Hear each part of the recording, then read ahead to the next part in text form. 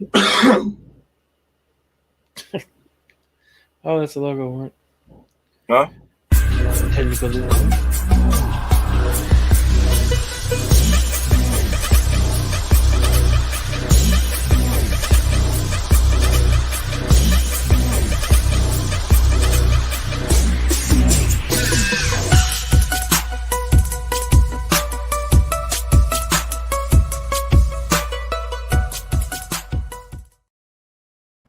Hey, what's going on, everybody? Welcome into Bet That with Dan and Jerrion. How's it going? It's another Thursday night. Well, I think it's Thursday. No, it's Saturday. Oh, yeah. shit. Yeah, special Saturday coming at you. Saturday. I'm so used to doing Thursdays, it just automatically comes out.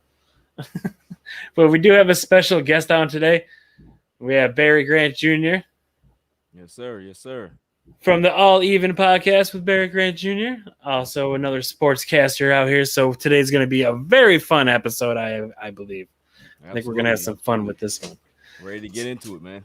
Hell yeah. But first of all, before we get into our NBA draft and all that stuff, our whole mock draft that we're going to do, let's send the congratulations out to Giannis Antetokounmpo and the Milwaukee Bucks. We're bringing home the 2021 NBA championship. Any thoughts, guys? Survival of the fittest trophy. That's what that was. Yep. Shout out to Giannis, though, man, and the Bucks. I'm not gonna take anything away from him, man. Injuries are part of the game, but we all know if we were playing 2K and the injuries were off, it wouldn't have went like that. That's correct. What are your thoughts, Mr. Barry Grant? I agree. I agree with Jerrion, man. Honestly, it's just one of those things where, I called it the Bizarro playoffs on my show. It was the Bizarro playoffs, Twilight Zone playoffs, because there's a lot of freaky stuff that happened, bad coaching, bad refs, guys getting hurt. I'm not saying that guys get hurt all the time, but the condensed season really took a toll on a lot of these teams. What we saw with the Phoenix Suns, if you realize that every round they played, the superstars were hurt. Lakers, Anthony Davis, LeBron James is banged up. Next round they played Denver. Jamal Murray's out. Next round Kawhi goes down. So the first round that they actually played a team that's actually full and healthy, you see that they really didn't have an answer for them physically. They could not compete physically. So this is one of those situations where, hey, chalk it up to two very good teams in the regular season. The Phoenix Suns were a good team in the regular season, but everybody picked the Lakers in that first round. Everybody knew that if the Lakers were healthy, the Lakers would be in the finals, because my original pick before the season started was Lakers Bucks. Everybody was saying Brooklyn Nets. I said if there's one team that could be able to beat the Brooklyn Nets, it's the Bucks, because of how they're designed. So shouts to the Bucks. They had a really good team. The last 2 years, there was a lot of pressure on them because they were the number one team in the Eastern Conference. Giannis back-to-back MVP, Defensive Player of the Year. This year, if you realize, they kind of flew under the radar. Nobody was talking about them. Everybody was talking about Brooklyn. Everybody was talking about how bad the Celtics looked. Everybody was talking about Philly. Nobody was talking about Milwaukee. And that was the perfect time for them to be able to get Jrue Holiday up to speed, get to where they got to be. And this is exactly why they're the NBA champions. Now let's backtrack a little bit to the Atlanta Hawks series. Do you think that this would be a different team playing in the finals if Trae Young did not step on the ref's foot? No, I don't think so. I think the Milwaukee Bucks were still a better team, because the thing is, even with Trae Young playing the way he was playing, he was still shooting the ball very poorly, taking a lot of bad shots. And I think after a while, I think Jrue Holiday's physicality and his size would have probably got to him a little bit. Not saying that he would have completely, limited Trae Young's ability to score the ball, but Trae Young takes a lot of shots, and sometimes he can shoot his team out of a game. Sometimes he can shoot his team into a game. So I don't want everybody to think that, if Trae Young would have stayed healthy, they would have had a chance to beat Milwaukee. I don't think so. No. What about you, Jerry? You think it would have been a different series if that didn't happen, or no? No, I don't think so. I mean, I think Bucks were still the better team, better overall team. What game did he get hurt? It was game 3, game 4, something like yeah. that. Maybe it goes 7. Bucks still win. Right. But maybe other than that, I mean, I give maybe he extends it another game if he's because they were playing really good. They were playing, but we all know they were playing over their heads. We know that was Cinderella. That was Cinderella NCAA. That's all it was. Everybody was cheering. I was. I'm gonna be looking at the Hawks all season next year now because they got me. Yeah, they like Gonzaga on the team. You know what I'm saying? They was Gonzaga this year, or how Gonzaga used to be. You know what I'm talking about. Mm-hmm. But yeah, I have to agree with him, man, that Bucks were just a better team, man. They had nobody for Giannis. Nobody. Now, if Hunter would have been, if they'd have been healthy, they would have been healthy. That's a team. Now that we might have had a different series, man, because I think Hunter might have been able to mess with Giannis, not take him out the game, but they'd have had another body for him. Right. They ain't had nobody to match up with. I mean, Capella ain't got the foot speed. Right. Yeah. Exactly. Yeah, it's the same way when they played Giannis against Ayton. Like Ayton did not have the foot speed to keep up with Giannis, and Giannis just ate him apart. With like the first 2 games of the series when they had Ayton guarding Giannis, he was actually doing pretty well against him. Like he was kind of locking him down, but then Giannis was kind of that jump shooter. He wasn't taking it to the hole, trying to get to the line like he was in the last 4 games. Well, the thing is too is that yes, I agree with you in regards to. Ayton played a little better to the first 2 games of the season, but I mean the first game of the series, first 2 games. But the thing is, the coaching strategy that Monty had in regards to isoing Giannis with Ayton was a mistake.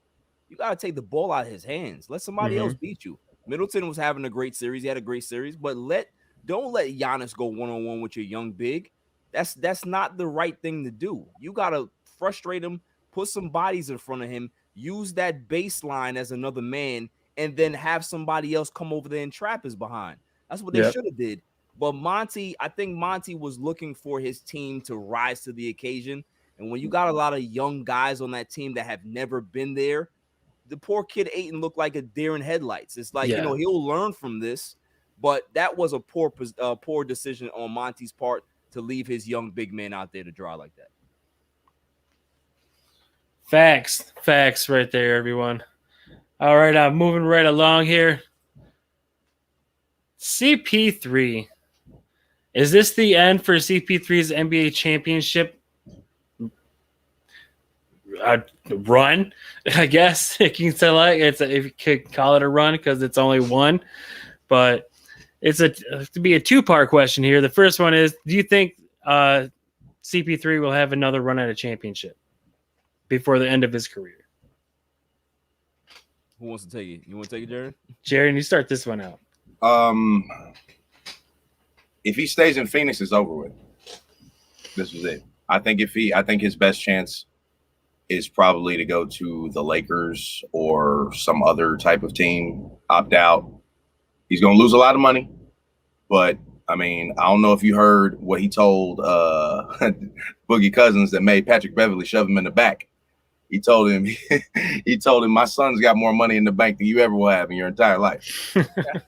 So having said that, money should not be that big. It shouldn't be at the forefront of his 16-year career is what I'm saying. So if he really wants that chip, man, opt out, go get with LeBron, and y'all gonna have a run, man. You meet Brooklyn or you meet Milwaukee back in the finals next year. I really think that's his best shot because Phoenix getting there was an admiration. So every like he said earlier, everybody was hurt every round. Everybody was hurt. This guy was hurt. This guy was hurt. This guy was hurt. Didn't they have to go through Denver as well? Yeah, Denver and Jamal Murray. Denver would have wiped the floor with them, I think, if Murray was hurt. I think Denver would have. I think it would have been Denver in 6, maybe 5. So, yeah, he's got to go somewhere else, man. I don't see Phoenix. The West is too thick, way too thick next year for them to come out of it. Yeah, I agree. I think, like Jerrion said, it's an outlier. This is one of those years where they rode the wave. They got to the finals. Kudos to them. They can be able to hang that banner and realize that they'll probably never get close to that in another 20 years or so. It's just one of those things. Chris Paul needs to realize that he's 36. There's not a lot of opportunities like this left. there's not a lot of teams that he can actually go to that have a great chance of winning other than the Lakers. He's not going to Brooklyn, obviously. He's not. If he goes to the Knicks, it'll be sort of like Phoenix, where he's going to a team that has a lot of young players. There's a lot of uncertainty in regards to how that team is gonna be able to develop. But with Chris Paul's ability to, kind of galvanize the troops and kind of change culture, he would be able to get the Knicks to a certain point. But are they a championship contender with him? No, they're not. So the only option is for him to call his buddy LeBron and say, listen, if we can be able to work out a sign and trade where I can possibly get maybe 25 mil a year for the next 2 seasons and do that. Or he says, hey, screw the money. I'll take the taxpayers' mid-level exception and take that 5.9 deal and then go to the Lakers. That's what I think he should do. Is he going to do that? Who knows, man? A lot of these players, they want the bag and they also want to compete too. So we'll see what happens. But the smartest move is definitely to go to LA. I completely agree with you guys. I think if he stays in Phoenix, the best that he'll ever have is the second round in the playoffs. I keep it 100 with you. I don't even think that this team is a playoff team next year, Dan. Oh, wow. That the West is getting that much better. You have Memphis on the rise. I think that it's another team that was on the cusp of making the playoffs. Golden State. Yep. Come on, like Golden State is going to be back. So those are Klay Thompson right there that are going to put pressure on these Phoenix Suns to be able to make the playoffs. So if Chris Paul leaves, they'll be back in the lottery. And that's no knock to Monty. That's no knock to Devin Booker. That's no knock to those young boys. But the West is not an easy conference to go through. And for you to have this success this year, they're going to have to get a lead guard that's Chris Paul-like. Do they have that? Is there a guy on the market like that? No. Because if you go get Dennis Schroeder, he's not going to lead you to the playoffs. He's not. No. So, there's a lot of decisions that they have to make. Also, too, for Phoenix, they have to look at their situation and be realistic. They have to say to themselves, okay, we got to the finals with Chris Paul, but if we commit to this guy for like $40 million a year for the next 3 seasons or so, is that really going to hamper our chances to be able to sign other guys? Or because, Phoenix is looking at, they got Booker making money. Ayton's contract is coming up. They don't want to be paying the tax. They don't want to be that tax paying team. They want to stay with underneath that threshold, and signing a Chris Paul to a big deal doesn't make sense. Right. It doesn't make sense for them. So they have to really come to grips with reality and say, hey, listen, I think it may be time for us to kind of dial it back a little bit. We appreciate the run, but we got to go back to developing our guys and go slow. Right. Yeah. I do think that if Chris Paul signs with the Suns, it'll only because it's a $30 million a year deal, and they'll completely hinder the rebuild to Phoenix. Now, I did have a 2-part question to the Chris Paul thing, but we kind of already answered that. Like him going to the Lakers would be his best bet, and where he would probably end up. When I end up ultimately, I think he'll end up with the Lakers with the vet minimum. So. Oh, so you thinking that he's taking a vet min to go to the Lakers? I don't know. If he wants that chip, dude, they need that. They need as much cap space as they possibly can. I'm like, they are going to have to offload it. Maybe it's like just to sign Chris Paul. I don't know who this guy is, but just to sign like a Chris Paul or somebody, it would be weird. Yeah. For that to happen. It's so I don't see that. If he goes back to Phoenix, man, as constructed, and they try to run it back, I don't know if they even make the playoffs. And if they do, they are an 8th seed at best. I didn't want to lie. I wanted to. He was talking about it, and I wanted to kind of get on it. But I wanted Dan to make his point first. But yeah, man, the West is too thick, bro. We got Dallas gonna make it in, Lakers in, Denver in. Who else we got? Clippers probably in. I mean, depending on if Kawhi comes back, but Kawhi and Paul George, they're in. Like he said, Memphis is going to be in. Utah in. You tell me Phoenix is bumping out. New Orleans is going to be right there for that 7th or 8th seed. Right. I mean, I mean, if you really think about it, that team really wasn't that strong, man. They had Booker, and Booker really is just now emerging as a star. And you take him, and they had an aging Chris Paul, and Bridges is a young guy. I mean, who are you taking them against in a 7-game series next year? Right. Yeah. Exactly. Now, Barry, did you share a link with somebody? Nah, yeah, I thought the link was like to come in here and kind of watch it. That's the link that I wanted, but I deleted it. So. Oh, okay. It's like, someone just popped up backstage. And I was like, he was trying to get in here and watch it, but you know what I'm saying? It was the wrong link. Right. We do appreciate it. Yeah. If you guys have any, if you guys are watching live, if you have any comments, if you have any ideas, leave them below and we'll share them online. We'll share them right here live. So, but Chris Paul to the Lakers is probably the best bet. Now, do you guys think Devin Booker will see his way out of Phoenix in the near future? Man, that's a great question, man. That's a great question.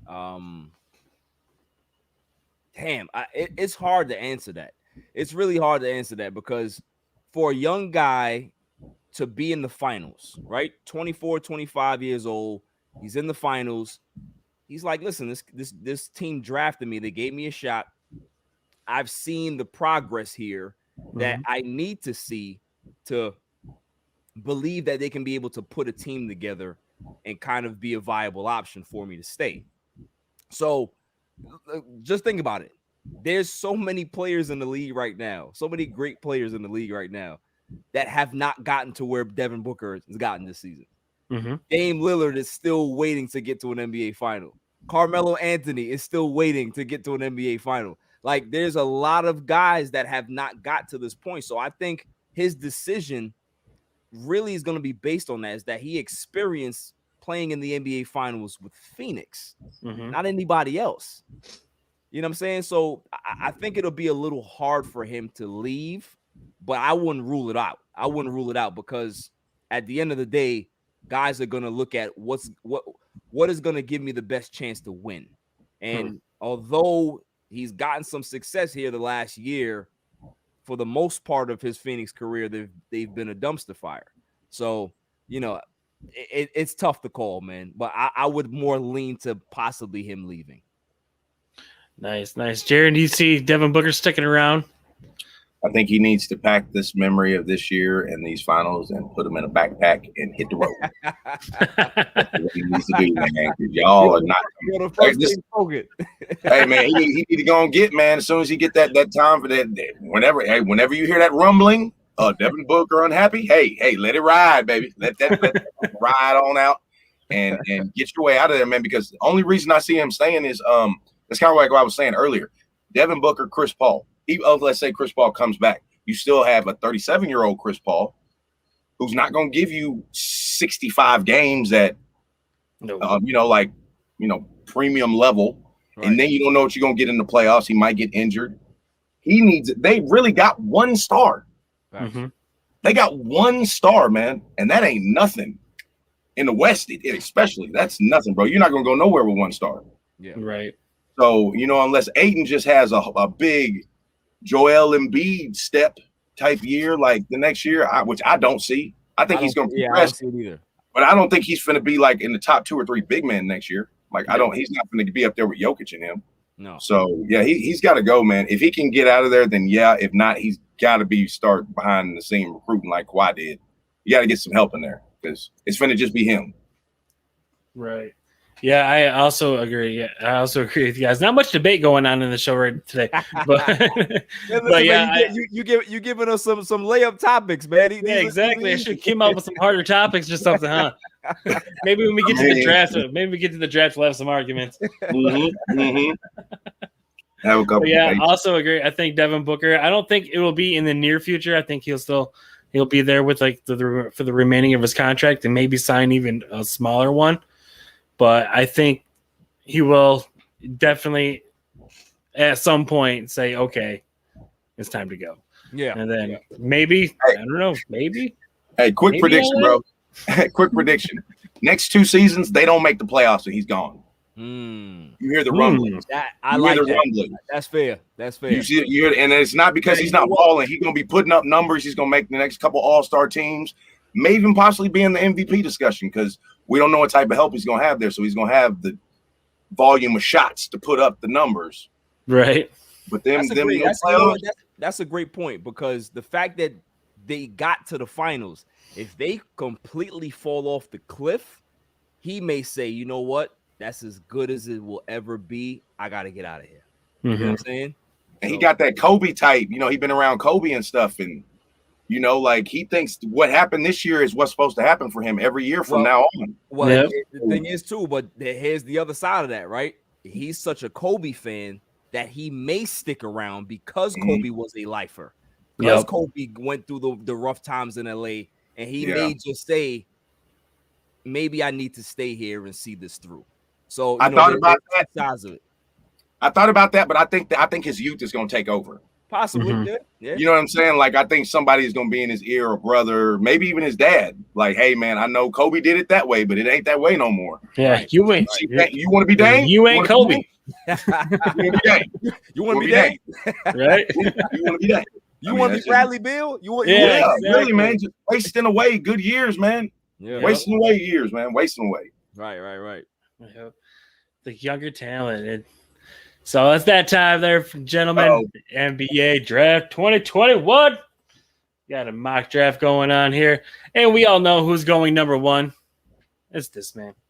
Yep. Yeah, Cade Cunningham. I've already put him in the Pistons jersey. He's coming to Detroit. The Motor City.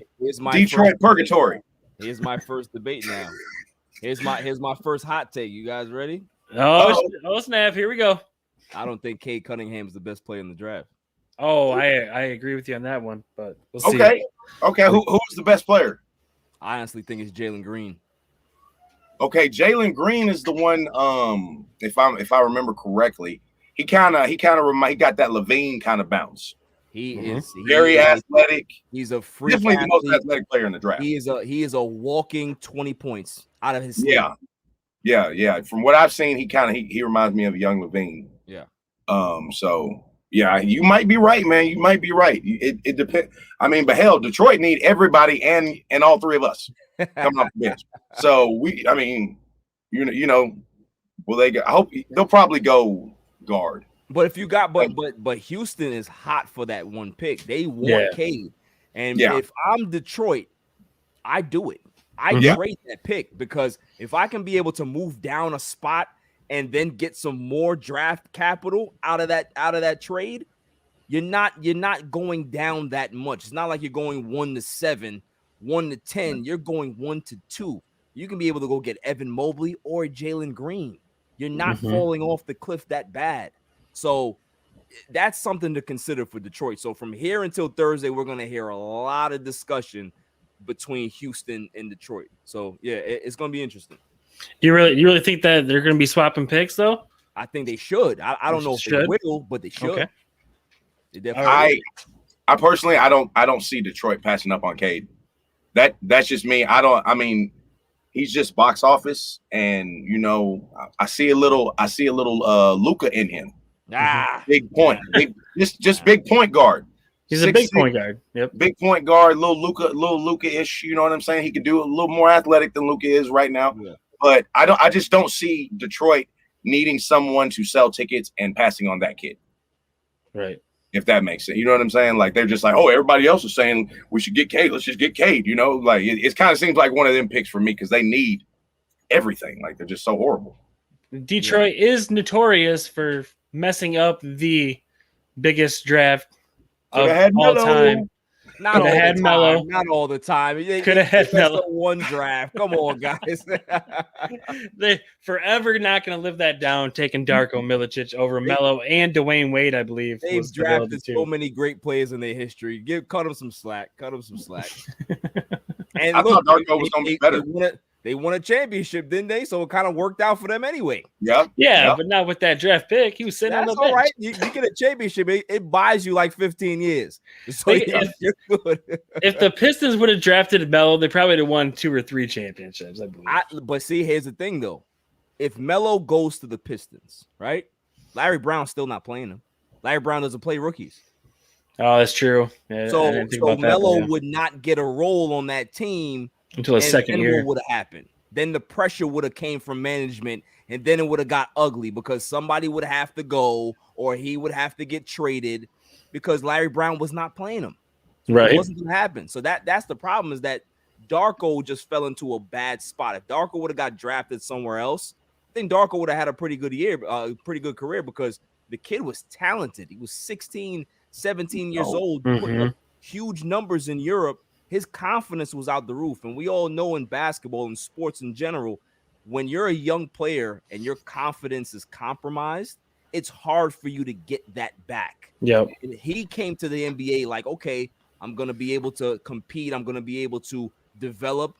And getting to the NBA and then sitting on the bench and you're not playing at all, what type of confidence are you giving to a 17, 18-year-old kid? None. So this is why by the time he got to play, he was always looking over his shoulder every time he made a mistake. That and Ben Wallace was taking his lunch money every day. There you go. That's what I'm saying. He got to the NBA and was like, oh, man, it might be a little bit too physical for me. Yeah, so there's so many different ways I see it. But, you know, everybody wants to go with, okay, they passed on Melo. All right, I'll go with that. That's fine. Right. Yeah. Good. Yeah. For whoever picked. Yeah, that was Denver. Good job, Denver, for picking that up. Yeah. I mean, the Stanley Johnson pick wasn't a great one either. No, it wasn't. No. Yeah. No, it wasn't. But we do have the guy projected to go number 2, Mr. Jalen Green, that we did talk about. Yeah. Going to the Houston Rockets projected, but as Barry said, he thinks the Pistons should move down to take him, or this man right here that we haven't talked about, Mr. Evan Mobley. The big. I am in love with this player. Yeah, with this kid. I love this kid. I think he a versatile big man. He can shoot. He can shoot the rock from the 3. He can make his free throws, and he can post you up down low. But I do have one thing I want him to do, and that is to put on some weight. Just a little bit. Not a lot. I'm thinking maybe 10, 15 pounds, just so we can bump elbows down low. Hey, man, watch Detroit pick this dude number 1. Listen. I'm not even being funny. It's possible. It's really possible. It wouldn't be a bad pick either, to be honest with you. The kid is talented, fellas. Yeah. Like, you know, when you talk about a Swiss Army knife, that's Evan Mobley. Yeah. He can be able to do everything. And in this NBA, he's the prototypical hybrid big man that you want. Yep. Guy that can be able to run the floor. He can space the floor. He can shoot. He can hit his free throws. Yes, he needs to put on weight, but he's 19. Every guy at 19 needs to put on weight. So, KD was scrawny too when he came in. Look at him. You can't. You're not in your man body yet. The only 19-year-old I know that was in his man body was LeBron James. That was it. Like, you know, there's and also Anthony Edwards. That kid was just ready to play basketball. But you know, there's just, you know, there's always going to be room for growth, especially for a big man. The learning curve is a little, you know, slower for them. It's going to take him a little time to kind of get his NBA legs under him, to understand how to block shots without fouling, to move your feet, to be vertical, all of those things. He has the instincts. He has great shot blocking instincts, but it's still going to take him some time. So he needs to go somewhere where he can just take his time and develop. And Houston and Detroit are 2 situations that will be perfect for him. Oh, I beg to differ. Can we get the first bet that? Uh-oh. I got to bet that. I bet that Houston is not taking this dude. So you don't think Houston's taking him? I don't think if he's there, Houston's taking him because they're in love with Christian Wood. Yep. Now that's my only reason. I'm not saying Wood is better than together, right? Jerry, you could play both of them together. You could, but do they want to do that? You know, like what is Wood though? I mean, they play him at center, but he's kind of like an Anthony Davis, right? He really is a 4. You know what I'm saying? So if you get that guy, then you got 2 guys that are really 4s. You know, is he going to be able to bang with with Embiid and Aiden and the big bodies all game? I just don't. I think they really like Christian Wood. Everything I hear is Christian Wood. Nah, Christian they Wood. They're not definitely letting do go of love Christian Christian Wood, Wood. and they're not They trading definitely Christian do love Wood. Christian Wood. I agree with you, but to have a front line of Christian Wood and Evan Mobley, give me that for the next 5 years. I'd rather take that. In the 90s, Yeah, that's how he was thinking. That's you right. You right. Yeah. That's how you built him. But you know that I think they might get a guard, man, just to like. That's fair. Yeah, I agree You know with what you. I'm saying? I agree with you. All right. And speaking of guards, next guy, Mr. Jalen Suggs. I'm another big fan of this guy too. Gonzaga, great run in the tourney, and most of it is this guy's responsible for most of it. Mhm. And I think he's right off the get going to be a usable player. As soon as he I don't know about a starter, but off the bench, he's going to be an instant role player. But what do you guys think? Orlando? Is that who picks 3? I don't like that pick for I don't like that pick for because number 3 is gonna be what? No, that's 4, right? Number 4 is Toronto. Toronto, yep. Number 4 is Toronto. So that makes sense for Toronto because they're losing Kyle Lowry. Yep. They normally do play Van Fleet at the 2 anyway, so they can be able to kind of swap those two together or play them just the way they played them with Lowry and Van Fleet. So I think it's a great fit for Toronto to go get a Jalen Suggs. Is he the 4th best player in the league? No.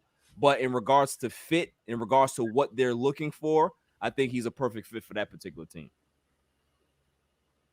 Yeah, for Toronto, especially losing Kyle Lowry to probably, I think he's probably going to end up going to Dallas. Maybe that's my prediction. I don't think he'll end up with the Lakers. I think it'll ultimately be CP3 with the Lakers. Yeah.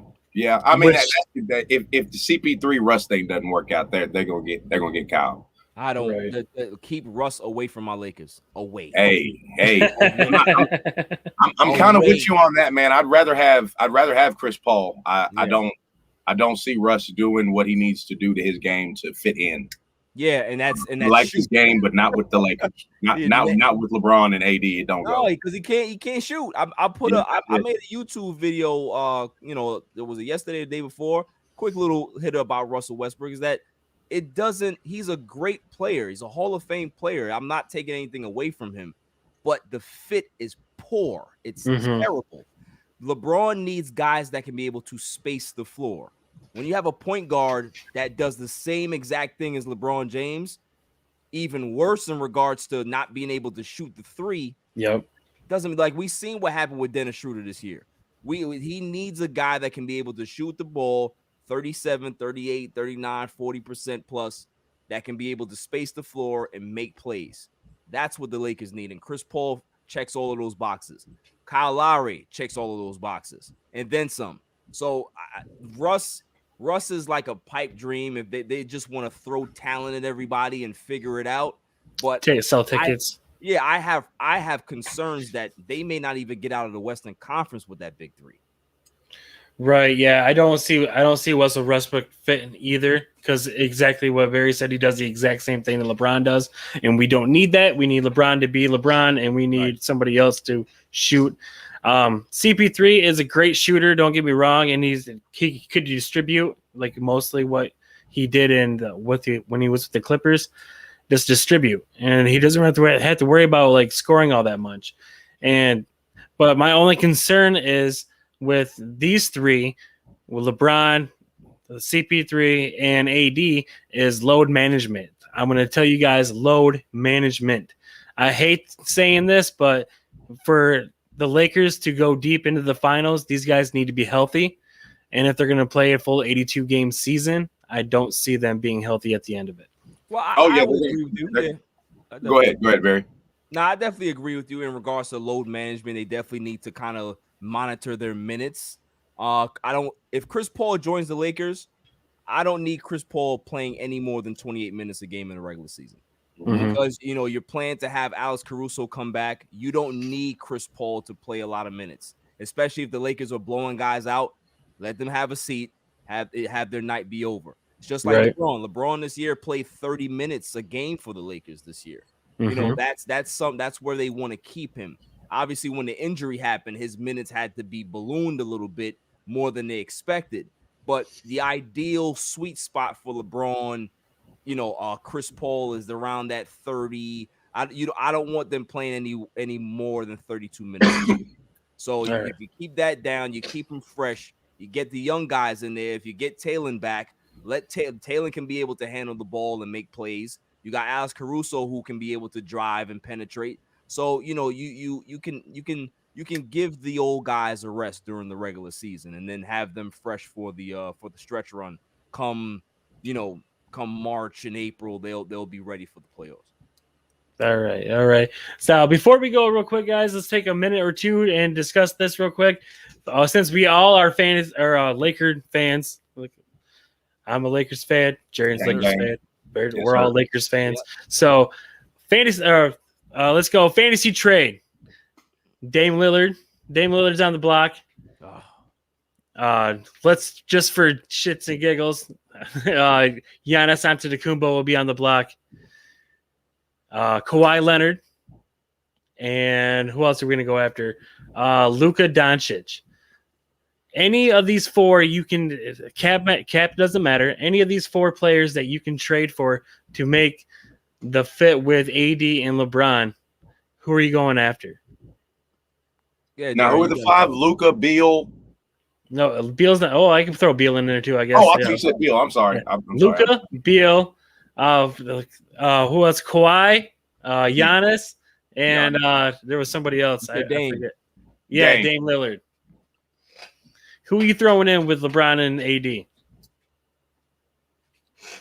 Go ahead, Barry. I'm going. This is an easy one for me. I'm going Dame.